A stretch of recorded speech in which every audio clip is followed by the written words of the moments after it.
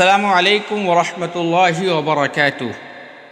اعوذ باللہ من الشیطان الرجیم، بسم اللہ الرحمن الرحیم۔ قل اعوذ برب الفلق من شر ما خلق ومن شر غاسق اذا وقب ومن شر النفاثات في العقد ومن شر حاسد اذا حسد۔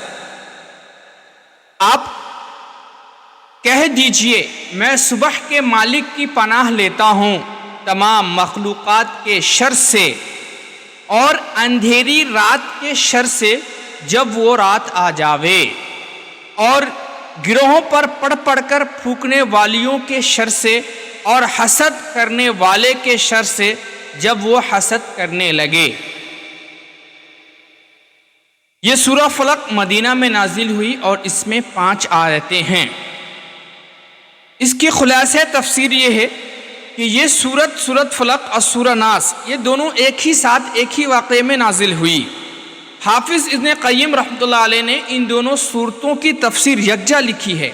اس میں فرمایا کہ ان دونوں سورتوں میں منافع اور برکات اور سب لوگوں کو اس کی حاجت اور ضرورت ایسی ہے کہ کوئی انسان اس سے مستغنا نہیں ہو سکتا۔ ان دونوں صورتوں کو سحر، نظر بد اور تمام آفات جسمانی و روحانی کے دور کرنے میں تاثیر عظیم ہے، اور حقیقت کو سمجھا جائے تو انسان کو اس کی ضرورت اپنے سانس، کھانے پینے، لباس سب چیزوں سے زیادہ ہے۔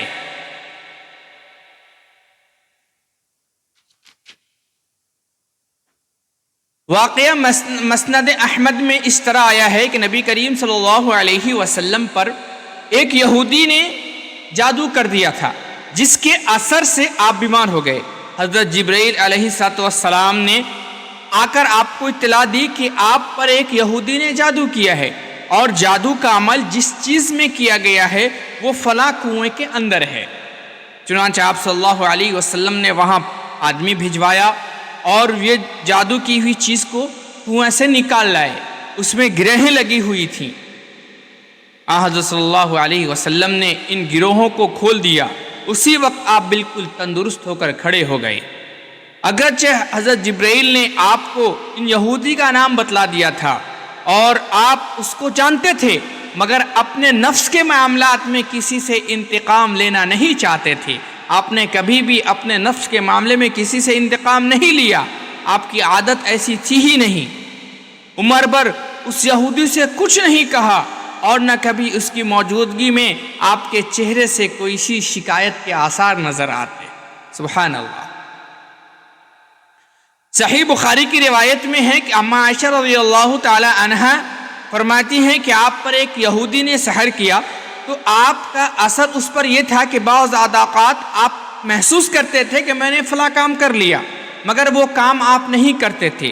پھر ایک روز آپ نے عائشہ رضی اللہ تعالی عنہ سے فرمایا کہ مجھے اللہ تعالیٰ نے بتلا دیا ہے کہ میری بیماری کیا ہے، اور فرمایا خواب میں 2 شخص آئے، ایک میرے سرہانے بیٹھ گیا ایک پاؤں کی طرف۔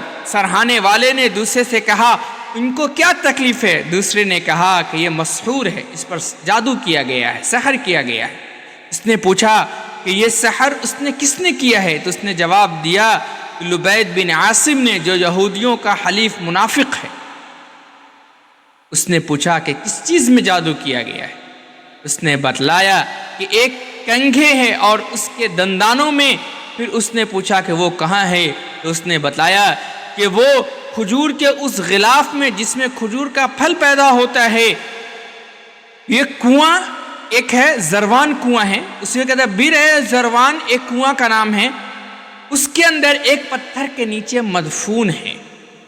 آپ اس کنویں پر تشریف لے گئے اور اس کو نکال لیا، اور فرمایا کہ مجھے خواب میں یہی کنواں دکھلایا گیا تھا۔ اماں عائشہ رضی اللہ تعالی عنہ نے فرمایا کہ آپ نے اس کا اعلان کیوں نہ کر دیا کہ فلاں شخص نے یہ حرکت کی ہے؟ آپ صلی اللہ علیہ وسلم نے فرمایا کہ مجھے اللہ نے شفا دے دی، اور مجھے یہ پسند نہیں کہ میں کسی شخص کے لیے کسی تکلیف کا سبب بنوں۔ مطلب یہ تھا کہ اگر اس کا اعلان کر دیتے تو ہوتا کہ لوگ اس کو تکلیف دیتے، اس کو قتل کر دیتے۔